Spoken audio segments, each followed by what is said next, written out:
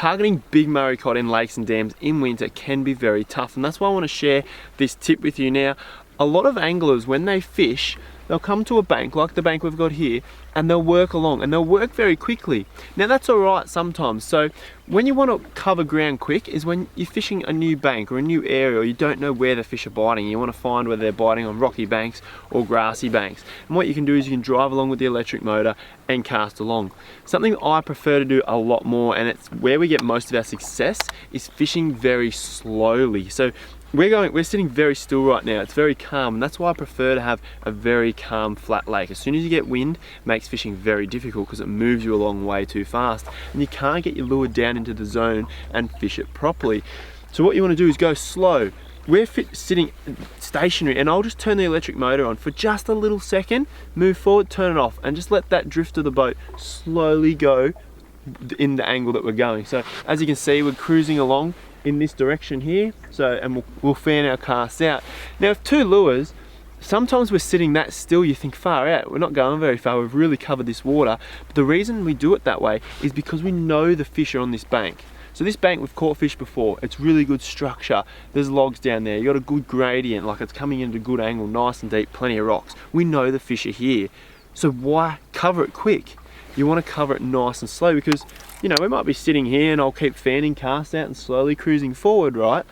This lure is going to go in a different path and a different direction every time. You might be 1 meter to the right of the cast you just did, and you're different angles, and as you just slowly go along, there'll be crisscrosses and casts, and hopefully you're covering all that water under there and hopefully finding that big fish, because on one cast you might be pausing it in a different spot, and that might be what you need to drop down and catch him.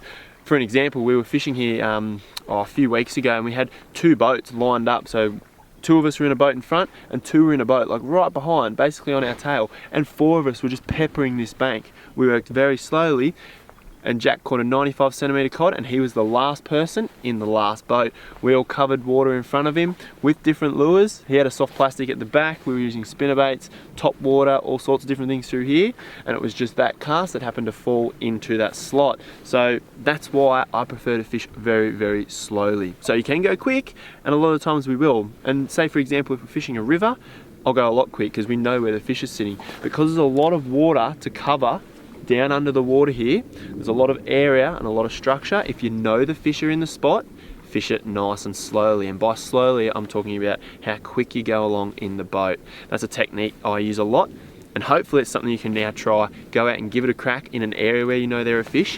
Fish it very hard, because that is how you get the results from the fish. If you know they're there, why move on? Fish it hard, and that's how we get results. If you want to see more videos that show you how to catch freshwater fish with lures, then make sure you have a look at the Complete Guide Lure Fishing series.